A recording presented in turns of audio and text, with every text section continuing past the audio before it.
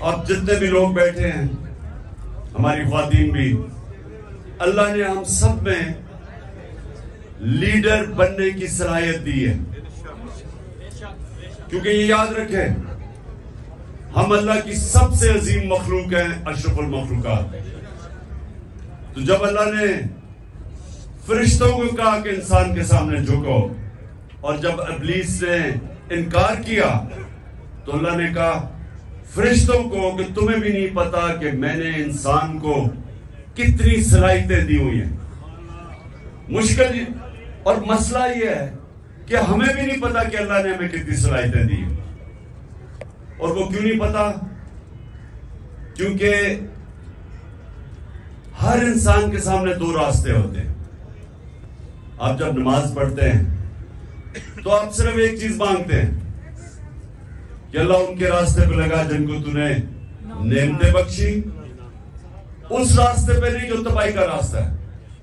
تو جو تباہی کا راستہ ہے، نوجوانوں سنو، یہ ہاتھ ادھر نہ لاؤ، سنو میری بات، تمہیں یہ یاد رکھو جو میں باتیں کہہ رہا ہوں، اور خاص طور پہ نوجوانوں کے لیے یہ آپ کی ساری زندگی کام آئیں گی اگر آپ کو سمجھ آ گئی۔ آپ کی سامنے ہمیشہ دو راستے ہوتے ہیں، ایک آپ کی عظمت کا راستہ ہے، ایک آپ کی تباہی کا راستہ ہے۔ اور نماز میں ہم مانگتے ہی ہیں کہ اللہ ہمیں وہ عظمت کا راستہ دے، مانگتے ہم نعمتوں کا راستہ ہے، اور چاہتے ہیں ہم وہ تباہی کا راستہ، کیونکہ وہ آسان راستہ لگتا ہے۔ مثلا مجھے کوئی موقع ملا، میں کوئی ایسی پوزیشن میں ہوں، گورنمنٹ پوزیشن میں ہوں، میں تھانے دار ہوں، پولیس میں ہوں، میں فوجی ہوں، جو بھی ہوں، ہر وقت مجھے موقع ملے گا ناجائز قسم کا پیسہ بنانے کے لیے، لگے گا وہ آسان راستہ ہے، رشوت دوں گا ایک دم پیسہ آ جائے گا، لیکن وہ آپ کی تباہی کا راستہ ہے۔ جس وقت آپ وہ آسان، جو آپ کو راستہ آسان لگتا ہے وہ لیں گے، وہ اصل میں آپ کی تباہی کا راستہ شروع ہو جاتا ہے۔ کیونکہ قرآن کی ایک اور آیت ہے کہ جس چیز کو سمجھتے ہو تمہارے لیے بری ہے وہ تمہارے لیے اچھی ہے، اور جس کو تم اچھی سمجھتے ہو وہ بری ہے۔ اس کا کیا مطلب ہے کہ جب آپ سمجھتے ہیں کہ یہ بڑا آسان طریقہ پیسے بنانے کا، آپ اپنا ضمیر بیچتے ہیں، وہ آپ کی تباہی کا راستہ شروع ہو جاتا ہے۔ جو لیڈر ہے وہ ہمیشہ وہ راستہ لیتا ہے جو اللہ کہتا ہے کہ تمہاری عظمت کا راستہ ہے، اور وہ راستہ کس کا ہے؟ کس کا راستہ ہے؟ وہ کس کا راستہ؟ دنیا کے سب سے عظیم لیڈر نبی صلی اللہ علیہ وسلم کا راستہ ہے، اور وہ اس کی بنیاد کس پہ رکھی گئی ہے؟ دو کیریکٹرسٹکس کے اوپر اس کی بنیاد رکھی گئی ہے لیڈرشپ کے راستے میں، صادق اور امین، سچ بولنے والا اور انصاف کرنے والا۔ یہ دو کوالٹیز ہیں لیڈر کی۔ جو بھی آپ میں سے لیڈر بننا چاہتے ہیں یہ یاد رکھیں، آپ کو یہ دو چیزیں، سچائی، جھوٹا لیڈر نہیں ہو سکتا۔ جب جھوٹا لیڈر ہوتا ہے تو وہ لندن میں جو بھاگا ہوا وہ بن جاتا ہے۔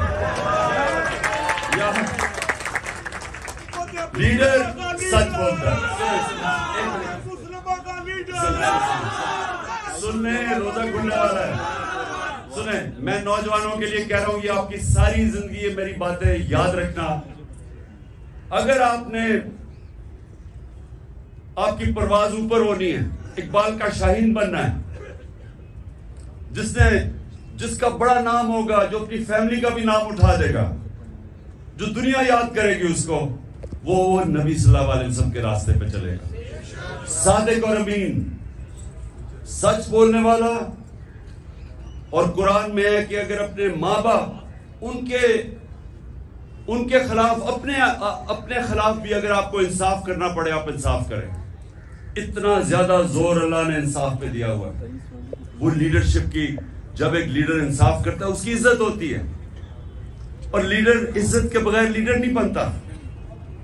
تو یہ آپ نے باتیں یاد رکھنی ہیں کئی دفعہ ہوتا ہے جی وہ میرا دوست کہہ رہا ہے تو چلے میں جھوٹ کا ساتھ دے دوں، میں سفارشی کسی کے لے لوں.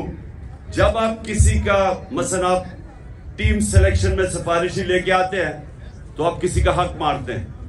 جب آپ حق مارتے ہیں اوپر والے کی برکت نہیں آتی، کیونکہ سارا کامیابی تو اوپر والا دیتا ہے.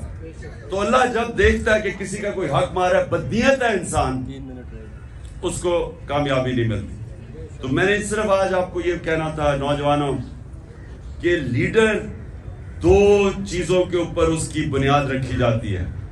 صادق اور امین، سچا ہوتا ہے.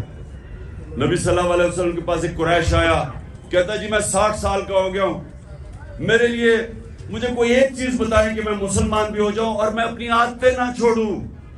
میں اب 60 سال کا اپنی عادتیں نہیں چھوڑ سکتا. تو انہوں نے کہا اگر ایک چیز مسلمان ہونے کے لیے تو سچ بولو. سچ میں بڑی طاقت ہے، کیونکہ اللہ الحق ہے، اللہ سچ ہے. جب آپ سچ بولتے ہیں تو اللہ آپ کے ساتھ کھڑا ہو جاتا ہے، آپ کو وہ طاقت ملتی ہے. وہ کہتے ہیں ایک انگریزی میں کہ one moral man is an army، کہ ایک سچا انسان ایک فوج ہوتی ہے، کیونکہ اس کے پیچھے اللہ کی طاقت آ جاتی ہے. اور دوسرا یہ جو انصاف کرنا ہے، یہ یاد رکھیں کہ وہ ایک ابن خلدون کا اس نے کہا کہ میرا تجزیہ ہے، بہت بڑا عالم تھا، کہتا میں نے جو سارا قرآن پڑھی ہے میرا تجزیہ یہ ہے کہ اللہ نے انسان کو زمین پہ بھیجا ہی ایک وجہ سے ہے کہ انصاف کرو، میری زمین پہ انصاف کرو. یہ دو چیزیں یاد رکھیے نوجوانوں، ان دو چیزوں پہ کھڑے رہو، آپ کی معاشرے میں عزت بڑھنی شروع ہو جائے گی. گاؤں کے اندر ایک لوگوں کو پتہ چلے جی وہ آدمی ہے، جو بھی مسئلے ہوتے ہیں وہ ادھر پہنچ جاتے ہیں ان کے مسئلے حل کرنے کے لیے، وہ سچا آدمی اور صادق اور امین ہے. سارے گاؤں اس کی عزت کرتی. نبی صلی اللہ علیہ وسلم کی نبوت سے پہلے سارے مکہ کے لوگ جانتے تھے کہ وہ صادق اور امین ہے. ابھی نبوت نہیں ملی تھی، لیکن یہ خطاب تھا کہ وہ سچا اور ایماندار اور امانتدار آدمی ہے. اس لیے یہ یاد رکھنا کہ دنیا میں اوپر جانا ہے. اچھا یہ سچ بولنا آسان نہیں ہے، مشکل ہوتا ہے، طاقتوں کا سامنا کرنا پڑتا ہے. آپ کے اوپر یہ جو گھر کے اوپر حملے ہو جاتے ہیں، ٹیئر گیس شیلنگ ہو جاتی ہے، لیکن یہ کوئی فکر نہیں، کیونکہ ہمارے نبی صلی اللہ علیہ وسلم نے بڑی مشکلوں کا سامنا کیا تھا. لیکن پھر ان کی جو آج عظمت ہے، اس لیے ہم آج جان دینے کے لیے اس لیے تیار ہیں کہ ان کے کیریکٹر کی وجہ سے کہ وہ رائے حق پہ کھڑے رہے اور آخر میں ساری دنیا ان کے ساتھ ہوگی. دعا کریں گے اور پھر انشاءاللہ روزہ کھولیں گے.